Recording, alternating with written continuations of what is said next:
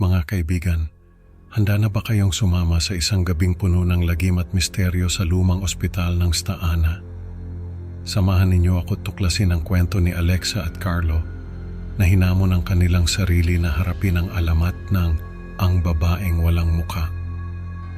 Sa kanilang paghahanda sa isang gabi na puno ng katotohanan, hindi nila alam na ang kanilang tapang ay susubukin ng mga bulong at kaluskos na nagtatago sa dilim.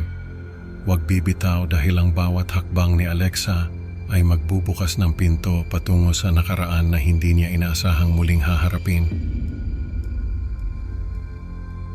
Sa isang tahimik na gabi, nakaupo si Alexa sa harap ng kanyang lumang typewriter.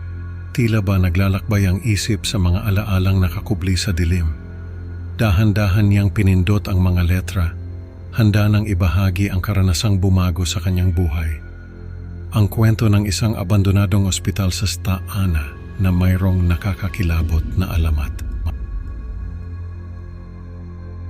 Baliktanaw sa isang gabi ng kasiyahan, si Alexa at Carlo ay nasa gitna ng kanilang mga kaibigan sa isang sikat na resto bar sa Maynila. Tawanan at biruan ang bumalot sa kanila hanggang sa maging seryoso ang tono ni Enrico, isang kasamahan nila sa universidad. Ibinahagi niya ang kwento ng ang babaeng walang mukha kung saan si Dr. Reyes, isang respetadong siruhano, ay nasangkot sa isang trahedya matapos siyang sugatan ng kanyang asistenteng si Enrico mismo. Ang kwentong ito ay nagdulot ng kilabot sa kanilang lahat. Si Carlo, na may puso ng leon, ay nagpahayag ng kanyang determinasyon na patunayan na walang katotohanan ang mga kwento. Si Alexa naman, na may likas na tapang at pagmamalasakit sa kaibigan, ay hindi nag-atubiling sumama sa hamon. Ang kanilang desisyon ay magdadala sa kanila sa isang gabi na hindi nila malilimutan. Nagpunta si Alexa at Carlo sa isang convenience store para bumili ng mga supply para sa kanilang sleepover sa ospital, pizza, iced tea at mga flashlight. Tila ba isang ordinaryong gabi ng pagsasama-sama ang kanilang pinaghahandaan. Ngunit sa likod ng mga ngiti at biro ng kanilang mga kaibigan, may namumuong kaba sa kanilang mga mata. Hindi nila alam ang gabing ito ay magiging higit pa sa isang simpleng sleepover. Bago lumisan patungo sa ospital, naglaan si Alexa ng sandali sa kanyang kwarto sa harap ng isang maliit na altar.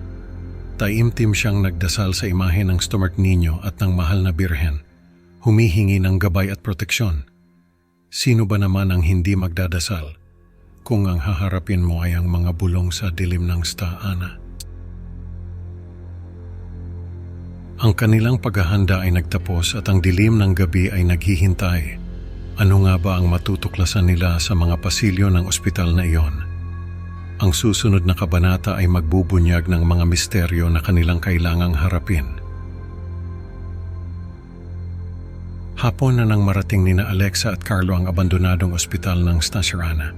Ang lumang gusali na nilamunan ng halaman at kalawang ay nakatayo sa gitna ng lumalalim na dilim. Dahan-dahan nilang binuksan ang mabigat na pinto at sinalubong sila ng malamig na hangin na tila may bulong ng nakaraan. Gamit ang flashlight bilang tanging liwanag, sinimulan nilang galugarin ang mga pasilyo. Ang mga hakbang nila ay nag-eko sa katahimikan at ang bawat silid ay parang may sariling kwento ng lagim. Sa dating lobby ng ospital, inilatag nila ang kanilang pansamantalang tulugan. Hindi alintana ang mga aninong gumagalaw sa paligid. Habang naglalakad, bigla na lang bumalik sa isip ni Alexa ang isang alaala. Nasa isang operating room siya, ngunit bago pa man niya mahawakan ang alaala, ito'y naglaho na parang bula. May kakaiba dito, bulong ni Carlo, na tila ramdam din ang bigat ng nakaraan. Lumalim ang gabi at kasabay nito ay ang mga kaluskos na tila nagmumula sa lahat ng direksyon. Bigla namang lumitaw si Mang Dante, ang kilalang palaboy sa lugar. Mag-ingat kayo sa babaeng walang mukha, babala niya, bago siya tuluyang naglaho sa kadiliman ng pasilyo. Naiwan sina Alexa at Carlo na nakatayo, Ang kanilang mga puso'y kumakabog sa takot. Ang gabi ay unti-unting naging isang bangungot. Ang ekspresyon ni Alexa ay nagbago mula sa pagiging kalmado patungo sa pagkabahala. Ang tensyon sa pagitan nila ni Carlo ay lalong tumindi habang ang mga kaluskos ay naging mas madalas at malalakas. Ang hangin sa loob ng ospital ay tila naging mas malamig na parang may yumayakap sa kanila mula sa kawalan. Bigla na lang, isang hindi nakikitang puwersa ang tila hinagupit si Carlo. Isang malakas na hangin ang dumapo sa kanyang braso, nag-iwan ng sugat na nagpapahiwatig ng panganib na kanilang kinakaharap. "Alexa, tara na," sigaw ni Carlo. Ang takot ay halata sa kanyang boses. Walang oras na sinayang, tumakbo si Alexa palabas ng ospital. Ang kanyang isipan ay puno ng mga tanong at takot. Ang mga kaluskos at bulong ay patuloy na naririnig, tila hinahabol siya, hanggang sa tuluyan na siyang makalabas sa bangungot na gusali. Ang kanilang pagtakas mula sa ospital ay nagtapos, ngunit ang tunay na lagim ay nagsisimula pa lang. Ano ang mga lihim na itinatago ng Stana Ana? Ano ang katotohanan sa likod ng alamat ng babaeng walang mukha? Alexa at Carlo ay malapit nang matuklasan ang mas malalim na misteryo na nakapalibot sa kanilang nakakakilabot na karanasan. Mag-isa si Alexa sa kanyang kondominium sa Makati, nakaupo sa isang sulok habang hawak ang isang lumang journal. Dahan-dahan niyang binubuklat ang mga pahina. Bawat letra ay tila bumubulong ng mga nakaraang hindi maikukubli. Dito niya sinimulang isulat ang kanyang karanasan. Ang bawat salita ay mabigat sa kanyang damdamin. Habang nagbabalik tanaw siya sa mga detalye ng alamat at sa kanyang sariling nakaraan, isang bulong mula sa kanyang puso ang nagtulak sa kanya upang aminin ang katotohanan na matagal na niyang itinago. "Dr. Reyes, ako yon." Mahina niyang sambit, ang kanyang boses ay halos hindi marinig sa katahimikan ng kwarto. Ang mga alaala ay parang mga pelikulang muling nagpe-play sa kanyang isipan. Ngunit ngayon, iba na ang mga eksena. Hindi na ito tulad ng mga kwentong pinalaki ng mga tao. Sa kanyang pagmumuni-muni, dahan-dahang kinilala ni Alexa ang kanyang mga nagawang pagkakamali at ang buhay na kanyang tinahak mula sa trahedyang iyon. Ang bawat pag-amin ay tila isang hakbang palayo sa kanyang lumang sarili. Habang lumalalim ang gabi, isang tanong ang bumagabag sa kanya.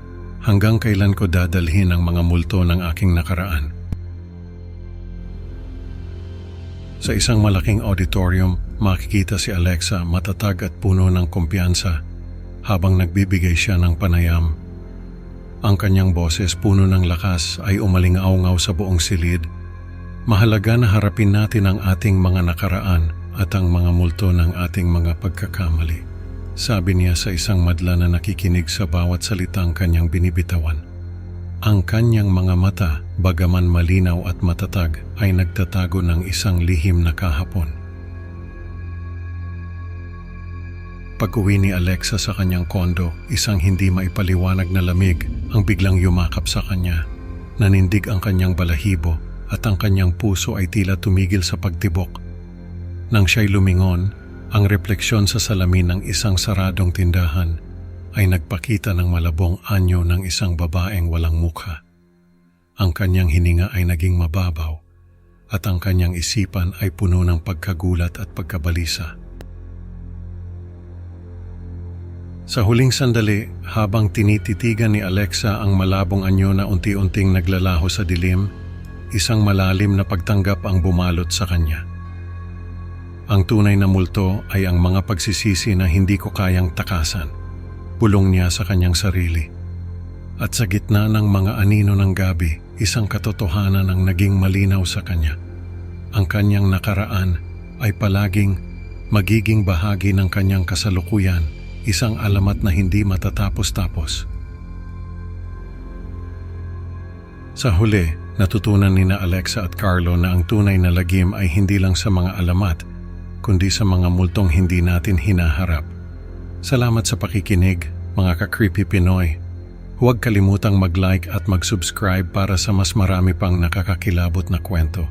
Excited na akong makasama kayo sa susunod na upload at tandaan bago kayo matulog, baka may bulong din sa dilim ng kwarto nyo. Goodbye at mag-ingat, baka kayo na ang susunod na kwento.